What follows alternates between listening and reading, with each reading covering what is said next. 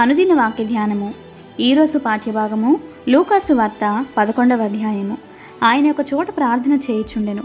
ప్రార్థన చాలించిన తరువాత ఆయన శిష్యులలో ఒకడు, ప్రభువా, యోహాను తన శిష్యులకు నేర్పినట్లుగా మాకును ప్రార్థన చేయ నేర్పుమని ఆయన అడిగాను. అందుకు ఆయన, మీరు ప్రార్థన చేయనప్పుడు, తండ్రి, నీ నామం పరిశుద్ధపరచబడునుగాక, నీ రాజ్యము వచ్చునుగాక, మాకు కావలసిన అనుదిన ఆహారము దినదినము మాకు దయచేయము. మేము మాకిచ్చి ఉన్న ప్రతి వాణిని క్షమించుచున్నాము గనుక మా పాపములను క్షమించుము, మమ్మను శోధనలోనికి తేకుము అని పలుకుడని వారితో చెప్పెను. మరియు ఆయన వారితో ఇట్లనెను, మీలో ఎవనికైనా ఒక స్నేహితుడుండగా అతడు అర్ధరాత్రి వేళ ఆ స్నేహితుని వద్దకు వెళ్ళి, స్నేహితుడా, నాకు 3 రొట్టెలు బదులిమ్ము, నా స్నేహితుడు ప్రయాణమై చేయుచు మార్గంలో నా యొద్దకు వచ్చి ఉన్నాడు, అతనికి పెట్టుటకు నా యొద్ద ఏమీ లేదని అతనితో చెప్పిన ఎడల, అతడు లోపలనే ఉండి, నన్ను తొందర పెట్టవద్దు, తలుపు వేసి ఉన్నది, నా చిన్నపిల్లలు నాతో కూడా పండుకొని ఉన్నారు, నేను లేచి ఇయ్యలేనని చెప్పునా? అతడు తన స్నేహితుడైనందున లేచి ఇయ్యకపోయినను, అతడు సిగ్గుమాలి మాటి మాటికి అడుగుచుండుట వలనైనను లేచి అతనికి కావలసినవన్నీ ఇచ్చును అని మీతో చెప్పుచున్నాను. అటువలే మీరును అడుగుడి, మీకు ఇయ్యబడును, వెదకుడి, మీకు దొరుకును, తట్టుడి, మీకు తీయబడును, అడుగు ప్రతి వానికి ఇయ్యబడును, వెదకు వానికి దొరుకును, తట్టు వానికి తీయబడునని మీతో చెప్పుచున్నాను. మీలో తండ్రి అయిన వాడు తన కుమారుడు చేప అడిగితే చేపకు ప్రతిగా పామునిచ్చునా? గుడ్డునడిగితే తేలునిచ్చునా? కాబట్టి మీరు చెడ్డవారై ఉండియు మీ పిల్లలకు మంచి ఈవులనియ్య ఎరిగి ఉండగా, పరలోకమందున మీ తండ్రి తన్ను అడుగు వారికి పరిశుద్ధాత్మను ఎంతో నిశ్చయముగా అనుగ్రహించుననెను.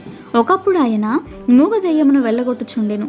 ఆ దెయ్యము వదిలిపోయిన తరువాత మూగవాడు మాట్లాడెను గనుక జనసమూహంలో ఆశ్చర్యపడెను. అయితే వారిలో కొందరు, వీడు దెయ్యములకు అధిపతి అయిన బయల్జెబూను వలన దెయ్యములను వెళ్ళగొట్టుచున్నాడని చెప్పుకొనిరి. మరికొందరు ఆయనను శోధించుచు పరలోకము నుండి ఒక సూచక్రియను చూపుమని ఆయన అడిగిరి. ఆయన వారి ఆలోచనలను ఎరిగి వారితో ఇట్లనెను, తనకు తానే వ్యతిరేకంగా వేరుపడిన ప్రతి రాజ్యమును పాడైపోవును, తనకు తానే విరోధమైన ఇల్లు కూలిపోవును. సాతానును తనకు వ్యతిరేకముగా తానే వేరుపడిన ఎడల వాని రాజ్యం ఎలాగు నిలుచును? నేను బయల్జెబూను వలన దెయ్యములను వెళ్ళగొట్టుచున్నానని మీరు చెప్పుచున్నారే, నేను బయల్జెబూను వలన దెయ్యములను వెళ్ళగొట్టుచున్న ఎడల మీ కుమారులు ఎవని వలన వెళ్ళగొట్టుచున్నారు? అందుచేత వారే మీకు తీర్పరులై ఉందురు. అయితే నేను దేవుని వ్రేలితో దెయ్యములను వెళ్ళగొట్టుచున్న ఎడల నిశ్చయముగా దేవుని రాజ్యము మీ వద్దకు వచ్చి ఉన్నది. బలవంతుడు ఆయుధములు ధరించుకొని తన ఆవరణమును కాచుకొనుచున్నప్పుడు అతని సొత్తు భద్రముగా ఉండును. అయితే అతని కంటే బలవంతుడైన ఒకడు అతని పైబడి జయించినప్పుడు అతడు నమ్ముకొనిన ఆయుధములన్నిటినీ లాగుకొని తన ఆస్తిని పంచిపెట్టును. నా పక్షమున ఉండని వాడు నాకు విరోధి, నాతో సమకూర్చని వాడు చెదరగొట్టువాడు. అపవిత్రాత్మ ఒక మనుషుని వదిలిపోయిన తరువాత అది విశ్రాంతి వెదకుచు నీరు లేని చోట్ల తిరుగుచుండును.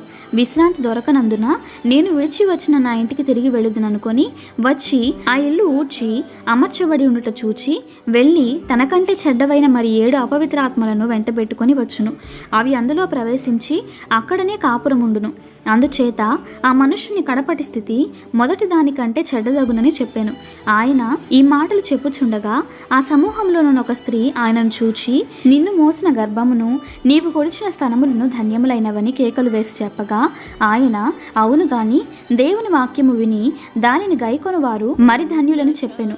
మరియు జనులు గుంపులుగా కూడినప్పుడు ఆయన ఇలాగూ చెప్పసాగెను, ఈ తరము వారు దుష్ట తరము వారై ఉండి సూచక్రియలు నడుగుచున్నారు. అయితే యోనాను కూర్చిన సూచక్రియయే గాని మరి ఏ సూచక్రియయు వీరికి అనుగ్రహింపబడదు. యోనా నినివే పట్టణస్థులకు ఎలాగూ సూచనగా ఉండెనో అలాగే మనుష్య కుమారుడును ఈ తరము వారికి సూచనగా ఉండును. దక్షిణ దేశపు రాణి విమర్శ కాలమున ఈ తరము వారితో కూడా లేచి వారి మీద నేరస్థాపన చేయును. ఆమె సొలొమోను జ్ఞానము వినుటకు భూమి అంతముల నుండి వచ్చెను. ఇదిగో, సొలొమోను కంటే గొప్పవాడిక్కడ ఉన్నాడు. నినివే మనుషులు విమర్శ కాలమున ఈ తరము వారితో కూడా నిలువబడి వారి మీద నేరస్థాపన చేయుదురు.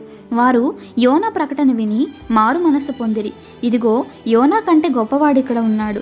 ఎవడును దీపమును వెలిగించి చాటు చోటునైనను కొంచెము క్రిందనైనను పెట్టడు గాని లోపలికి వచ్చు వారికి వెలుగు కనబడుటకు దీపస్తంభం మీదనే పెట్టును.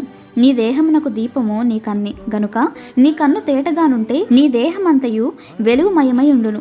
అది చెడ్డదైతే నీ దేహమును చీకటిమయమై ఉండును. కాబట్టి నీలో నుండి వెలుగు చీకటి అయి ఉండకుండా చూచుకొనుము. ఏ భాగమైనను చీకటి కాక నీ దేహమంతయు వెలుగుమయమైతే దీపము తన కాంతి వలన నీకు వెలుగిచ్చినప్పుడు ఎలాగుండునో అలాగూ దేహమంతయు వెలుగుమయమై ఉండునని చెప్పెను. ఆయన మాట్లాడుచుండగా ఒక పరిసయుడు తనతో కూడా భోజనము చేయమని ఆయనను పిలువగా ఆయన లోపలికి వెళ్ళి భోజన పంక్తిని కూర్చుండెను. ఆయన భోజనమునకు ముందుగా స్నానము చేయలేదని ఆ పరిసయుడు చూచి ఆశ్చర్యపడెను. అందుకు ప్రభువు ఇట్లనెను, పరిసయులైన మీరు గిన్నెయు పళ్ళెమును వెలుపల శుద్ధి చేయుదురు గాని మీ అంతరంగము దోపుతోనూ చెడుతనముతోనూ నిండి ఉన్నది. అవివేకులారా, వెలుపలి భాగమును చేసినవాడు లోపటి భాగమును చేయలేదా? కాగా మీకు కలిగినవన్నీ ధర్మము చేయుడి, అప్పుడు మీకు అన్నీ శుద్ధిగా ఉండును. అయ్యో పరిసయులారా, మీరు పుదీనా సదాప మొదలైన ప్రతి కూరలోనూ 10వ వంతు చెల్లించుచున్నారే గాని న్యాయమును దేవుని ప్రేమను విడిచిపెట్టుచున్నారు. వాటిని మానక వీటిని చేయవలసి ఉన్నది. అయ్యో పరిసయులారా, మీరు సమాజ మందిరములలో అగ్రపీఠములను సంత వీధులలో వందనములను కోరుచున్నారు. అయ్యో, మీరు కనబడని సమాధుల వలె ఉన్నారు. వాటి మీద నడుచు మనుష్యులు అవి సమాధులని ఎరుగరనెను. అప్పుడు ధర్మశాస్త్రోపదేశకుడొకడు, బోధకుడా, ఇలాగు చెప్పి మమ్మును కూడా నిందించుచున్నావని ఆయనతో చెప్పగా ఆయన, అయ్యో ధర్మశాస్త్రోపదేశకులారా, మోయ సఖ్యము కాని బరువులను మీరు మనుషుల మీద మోపుదురు, కానీ మీరు ఒక వ్రేలితోనైనను ఆ బరువులను ముట్టరు. అయ్యో, మీ పితరులు చంపిన ప్రవక్తల సమాధులను మీరు కట్టించుచున్నారు. కావున మీరు సాక్షులై మీ పితరుల కార్యములకు సమ్మతించుచున్నారు. వారు ప్రవక్తలను చంపిరి, మీరు వారి సమాధులు కట్టించుదురు. అందుచేత దేవుని జ్ఞానము చెప్పినదేమనగా, నేను వారి యొద్దకు ప్రవక్తలను అపోస్తులను పంపుదును. వారు కొందరిని చంపుదురు, కొందరిని హింసింతురు. కాబట్టి లోకము పుట్టినది మొదలుకొని, అనగా హేబేలు రక్తము మొదలుకొని బలిపీఠమునకును మందిరమునకును మధ్యను నశించిన జకర్యా రక్తము వరకు చిందింపబడిన ప్రవక్తలందరి రక్తము నిమిత్తము ఈ తరము వారు విచారింపబడుదురు. నిశ్చయముగా ఈ తరము వారు ఆ రక్తము నిమిత్తము విచారింపబడుదురని మీతో చెప్పుచున్నాను. అయ్యో ధర్మశాస్త్రోపదేశకులారా, మీరు జ్ఞానమును తాళపు చెవిని ఎత్తుకొని పోతిరి, మీరును లోపల ప్రవేశింపరు, ప్రవేశించు వారిని అడ్డగింతురని చెప్పెను. ఆయన అక్కడ నుండి వెళ్ళినప్పుడు శాస్త్రులను పరిసయ్యులను ఆయన మీద నిండా పగబట్టి ఆయన మీద నేరము మోపవలనని ఉండి, ఆయన నోట నుండి వచ్చి ఏ మాటనైనను పట్టుకొనుటకు పొంచి వెదకుచు చాలా సంగతులను గూర్చి ఆయనను మాట్లాడింపసాగిరి. ఇంతటితో ఈ దిన పాఠ్యభాగము సమాప్తము.